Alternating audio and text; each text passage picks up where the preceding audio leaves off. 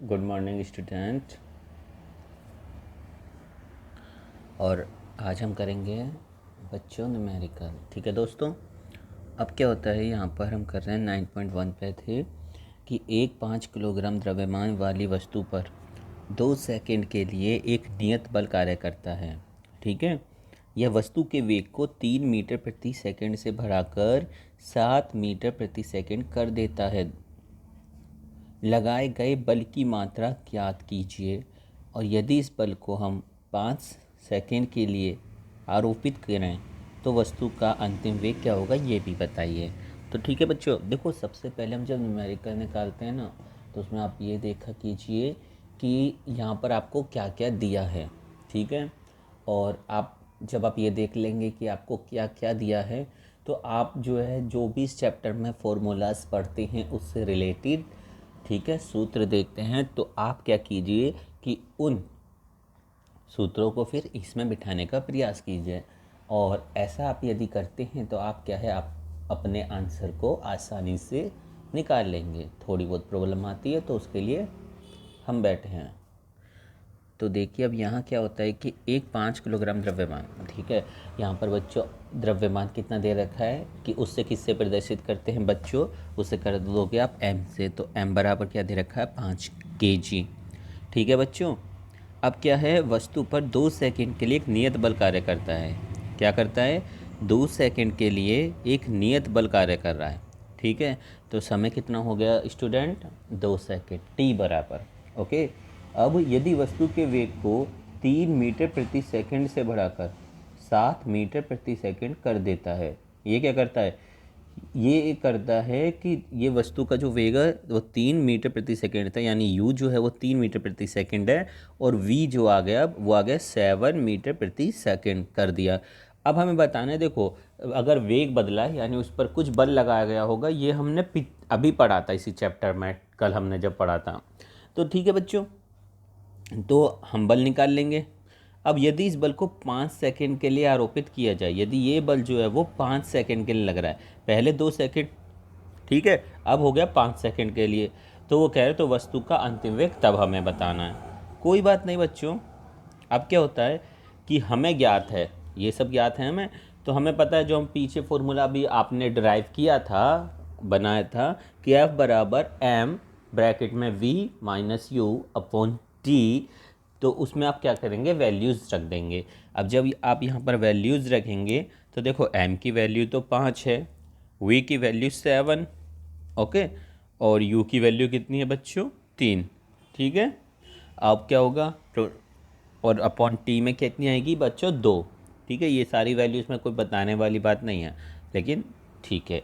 अब क्या होता है बच्चों कि जब v माइनस यू यानी 7 में से 3 जाएगा तो 4 बचेगा, और 4 की आप जब 5 में मल्टीप्लाई करोगे तो हो जाएगा वो 20, और 20 को जब आप 2 से डिवाइड करोगे तो वो हो जाएगा बच्चों 10। अब अगर 5 सेकंड तक बल लगाया जाता है तो समीकरण 9.5 को पुनः लिखकर अंतिम वेग हम प्राप्त कर सकते हैं। ये ऊपर वाली है। अब इसमें वो कह रहे हैं, इसमें उसने टी दे रखा है, टी कह रहा है कि अब वो टी जो है वो 5 सेकंड तक लग रहा है, तो हमें क्या बताना है, हमें एफ़ बताना है। ठीक है, क्या बताना है बच्चों, एफ़। जब 2 सेकंड तक लग रहा था तो 10 था। ठीक है। अब जब 5 सेकंड तक लग रहा है तो आप इस फॉर्मूले को जब f के पास t ले जाएंगे फिर M V minus M U आएगा। फिर आपको निकालना इसमें से क्या होगा, क्या निकालना है आपको, यहाँ पर अंतिम वेग बताना है तो आप v अलग कर लेंगे। ठीक है। तो अंतिम वेग हमें निकालना है बच्चों यहाँ पर, तो हम क्या करेंगे, v को अलग कर लेंगे, यानी m v minus M U में से हम क्या करेंगे, आप क्या करोगे कि M V minus M U दे रखा है तो आप सबसे पहले तो यहाँ से ये 9.5 समीकरण जो इसमें एफ टी ले लिया, अब बचा M V minus M U. अब आप एम वी को उधर भेज दोगे, चाहे तो एम को यहाँ पर डिवाइड कर दोगे, लेकिन आप क्या एम वी को उधर भेज दिए तो ये, सॉरी एम यू को, तो ये हो जाएगा एम यू। ठीक है। अब क्या होगा, अब आपके पास जो समीकरण आएगी वो आएगी एम वी इक्वल ना, यही आएगी ना, M V equal to M U plus क्या आएगी आपकी एफ टी, ये वाली समीकरण हो जाएगी। अब हम इस पूरे समीकरण में क्या करेंगे बच्चों, m से डिवाइड दे देंगे। ठीक है, क्योंकि हमें v को अकेला करना है। तो जब आप दोगे तो M V upon M U से, तो वी से और यू से तो बच्चों एम जो है वो कैंसिल हो जाएगा बच्चों, और जो बचेगा वो आएगा एफ टी अपॉन एम। ठीक है, ठीक है बच्चों। तो इस तरीके से आपका ये फॉर्मूला अंत में आ जाएगा कि v बराबर u plus F T upon M. हम यहाँ पर v की वैल्यू तो हमारे पास है नहीं, निकालनी है, हम यहाँ पर u की वैल्यू रख देंगे, f की वैल्यू रख देंगे जो हमने निकाल ली है। ठीक है बच्चों, m की वैल्यू रख देंगे और t की वैल्यू रख देंगे। जब आप सब रख दोगे, जैसे u की वैल्यू आप कितनी रखोगे बच्चों, यहाँ पर u की वैल्यू आप वही रखोगे t। ठीक है, और एफ की वैल्यू 10, टी की वैल्यू कितनी आएगी यहाँ 5, तो यहाँ पर टी की वैल्यू 10 पंजे 50, और एम की वैल्यू कितनी दे रखी है यहाँ 5, तो 50/5 10 आ जाएगा। अब बचेगा आपका यू की वैल्यू कितनी है 3, तो 10 + 3 13 आ जाएगा। कोई प्रॉब्लम तो नहीं, अगर हो तो मुझसे पूछ लीजिएगा। ओके, तो v बराबर हो जाएगा आपका 13 मीटर प्रति सेकंड। हाँ ठीक है। अब है आपका नेक्स्ट क्वेश्चन बच्चों, किसमें अधिक बल की आवश्यकता होगी। या तो आपकी यही है कि 2 किलोग्राम द्रव्यमान वाली किसी वस्तु को आप 5 मीटर प्रति सेकंड की दर से त्वरित करने में 4 किलोग्राम द्रव्यमान वाली वस्तु को 2 मीटर प्रति सेकंड की दर से त्वरित करने हैं। वो कह रहा है कि किस में अधिक बल लगेगा। इसमें जब 2 किलोग्राम की हो और उसे वस्तु को 5 मीटर प्रति सेकंड की दर से त्वरित करना है, या 4 किलोग्राम की हो तो उसे 2 मीटर प्रति सेकंड की दर स्क्वायर की दर से त्वरित करना है। मतलब एक जगह ये द्रव्यमान को कम रख रहा है और आपका त्वरण को बढ़ा रहा है, दूसरी जगह त्वरण को कम रख रहा है और द्रव्यमान को बढ़ा रहा है। तो आइए देखते हैं बच्चों। अब आप देखोगे कि यहाँ पर हमें बल पूछा है पहले, यानी हमें एफ तो लेना ही होगा। ठीक है, पहले ये क्वेश्चन कीजिए कि आपके से पूछा क्या बल।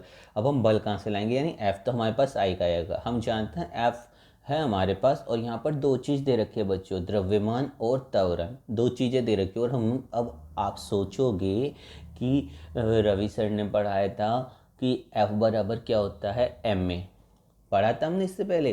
तो आप वो वाला फॉर्मूला यहाँ लगाओगे बच्चों, और जब आप वो वाला फॉर्मूला यहाँ लगाओगे तो क्या हो जाएगा, यहाँ पर आपको 2 बार लगाना ही है। ये 2 कंडीशन है। तो F1 लेंगे पहला वाला, जिसमें हम लेंगे M1 मल्टीप्लाई में A1, M1 आपका 2 है और मल्टीप्लाई 5 तो हो जाएगा 10।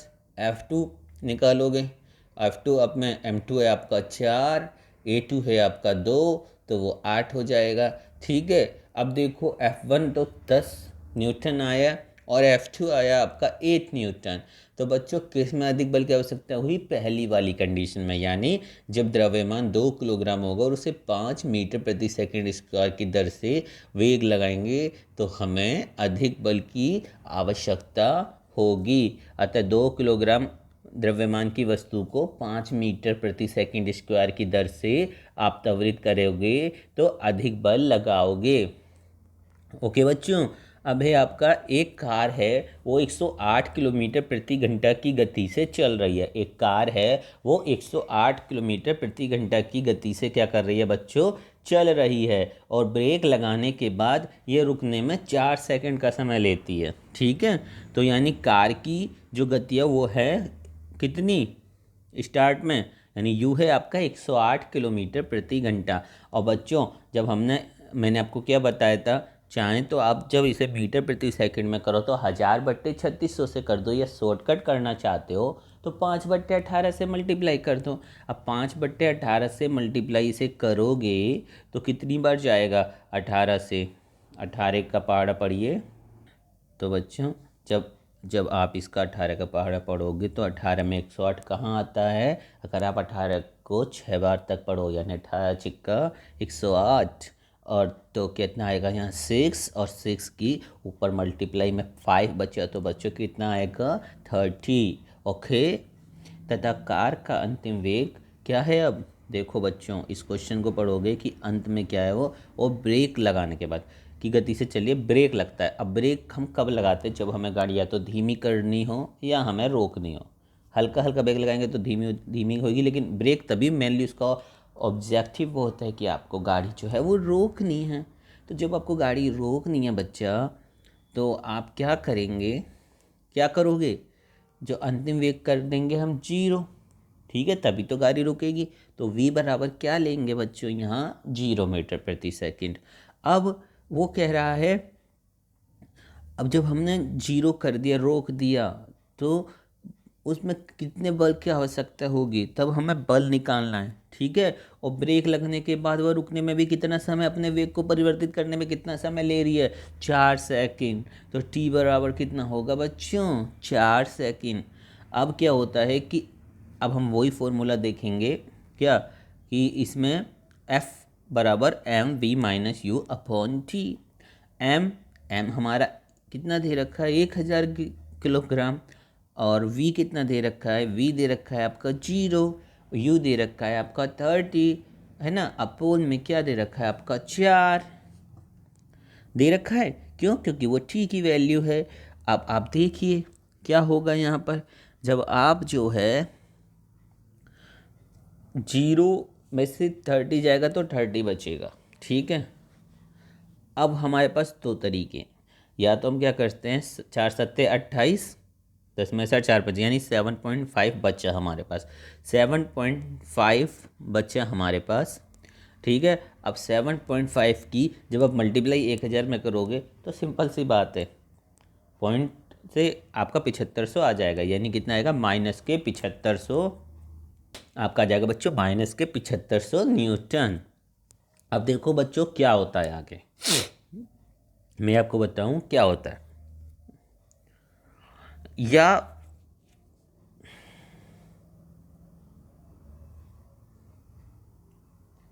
ऋणात्मक चिन्ह दर्शाता है कि ब्रेक द्वारा लगाया गया बल गाड़ी की गति के विपरीत दिशा में आरोपित है। ऋणात्मक चिन्ह क्या दर्शाएगा बच्चा, कि जो बल लगाया गया है वो बल गाड़ी की गति के विपरीत दिशा में। देखो ये तो एक माइंड वाली बात है कि हम जब ब्रेक लगाते हैं तो हम क्या करते हैं, गाड़ी जिस दिशा में चल रही होती है उस दिशा में से उसे रोक रहे होते हैं कि वो आगे ना जाए। तो वो गाड़ी को हम क्या करते हैं, हम ब्रेक किस दिशा में लगाएंगे, जिस दिशा में गाड़ी चल रही है उसके विपरीत दिशा में ब्रेक लगाएंगे, तो गाड़ी अपने आप रुकेगी, ठीक है बच्चा। ओके दोस्तों, अच्छा जी, तो इस तरीके से आप ये वाला न्यूमेरिकल भी कर लोगे, समझ तो आ गया ना। अब है बच्चों, अब हम पढ़ेंगे 9.4, यानी 5 न्यूटन का एक बल किसी द्रव्यमान m1 को 10 मीटर प्रति सेकंड स्क्वायर का त्वरण देता है तथा द्रव्यमान m2 को 20 मीटर प्रति स्क्वायर का त्वरण देता है। अगर दोनों द्रव्यमान को एक साथ मिला दिया जाए तो इस बल के द्वारा क्या त्वरण उत्पन्न होगा। तो बच्चों यहाँ पर हम देख रहे हैं वही F बराबर एम ए वाली समीकरण हमारी यूज होनी है। तो इसमें हमें बताना क्या है, इसमें आपने देखा होगा तो जो द्रव्यमान है उनका परिमाण नहीं दे रखा, तो हम द्रव्यमान को m1 m2 मान लेंगे। अब बच्चों m1 बराबर होगा F अपॉन A1, क्योंकि F बराबर क्या होता है, m1 और A1, तो m1 बराबर हो गया F अपॉन A1, सही है। अब वो कह रहा है कि बल तो 5 न्यूटन का ही है, ठीक है।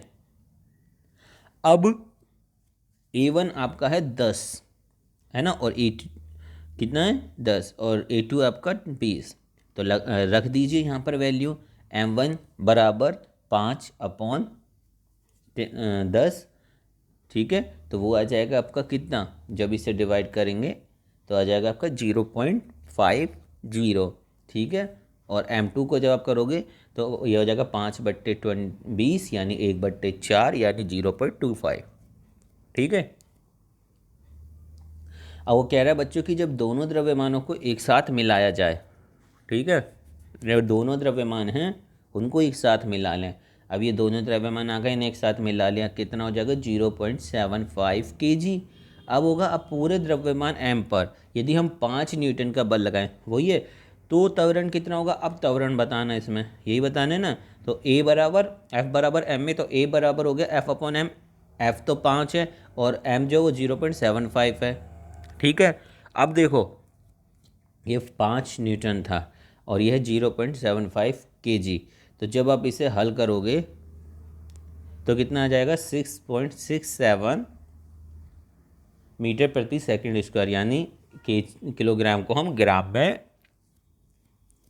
लेकिन हाँ यार, इसमें आपको द्रव्यमान की ज़रूरत ही नहीं पड़ेगी, तो ये ऐसे ही हो जाएगा आपका।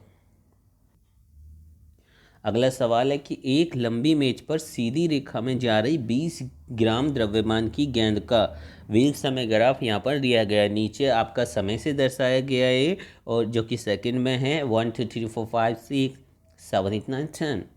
और ऊपर आपको दिया गया वेग, वो है 5 मीटर प्रति सेकंड स्क्वायर, 10 मीटर प्रति सेकंड स्क्वायर, 15, 20 एंड देन 25।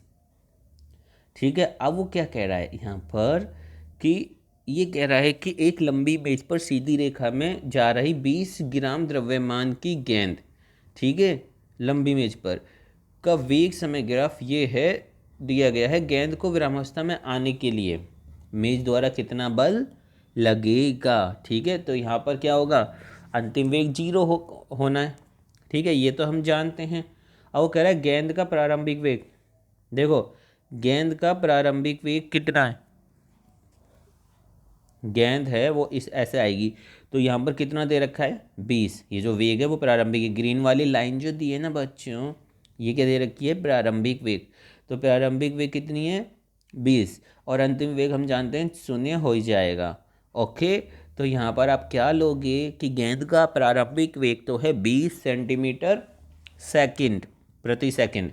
मेज के द्वारा गेंद पर घर्षण बल लगने के कारण गेंद का जो वेग होगा, अंतिम वेग, वो 0 हो जाएगा। वो भी हो रहा है कितने सेकंड में बच्चों, सेकंड 0 से 10, यानी 10 सेकंड में वेग 0 हो जा रहा है। ओके, तो यहाँ पर हमारे पास टी की वैल्यू भी है, वी की वैल्यू भी है, यू की वैल्यू भी है। तो अब ए की वैल्यू निकलेगी या नहीं, निकल जाएगी जी। कैसे, 0 - 20/10 यानी 0.02 मीटर प्रति सेकंड स्क्वायर। गेंद पर लगने वाला घर्षण बल क्या होगा, F बराबर ma 20/1000 किलोग्राम। ठीक है, अब क्या होगा, तो यानी कितना आ जाएगा 20/1000। ये हो गया आपका 20 एकम 20, और ये 20 पंजे 100, 0। अगर आप इसे हल करोगे या फिर ऐसे ही डायरेक्ट दो हल करना चाहो तो दो ऊपर कितनी संख्या, 2 हैं, नीचे 3 है, तो क्या होगा कि यहाँ पर 2 के बाद 0, वो 0.02 आंसर आ जाएगा। जब डिवाइड दोगे तो यही आएगा। क्यों, क्योंकि 1000 ना जाने की 0 पॉइंट लगाया, 0 बढ़ा देंगे, फिर नहीं गया फिर 0 बढ़ाओगे वो। ठीक है, तो वो 0.0 हो गया, उसके बाद आ जाएगा कितना 1000 दूनी 2000, इस तरीके से आंसर आ जाएगा आपका। और फिर जब इसे आप मल्टीप्लाई करोगे, किससे करोगे, इस 2 से, तो यह आ जाएगा 0.0004। अब वो ये कि ऋणात्मक चिन्ह यह दर्शाएगा कि गेंद की गति की दिशा विपरीत मेज द्वारा घर्षण बल पर आरोपित किया जाता है। ठीक है बच्चों, तो अब आपको ये समझ आ गया होगा। ये क्वेश्चन आप अपनी कॉपी में ध्यान से कर लेना। ओके, और बच्चों सब कर लिया करो यार, और लेट मत किया करो। आप इतना टाइम तो देते हैं ना आपको, फिर इतना लेट क्यों करते हो, कई बच्चे करके नहीं देते। हाँ, मुझे चारों सवाल आपकी कॉपी में चाहिए। ओके बच्चा, और अगर कोई प्रॉब्लम हो तो पूछ लेने का ना। चलो ठीक है, जय माता दी।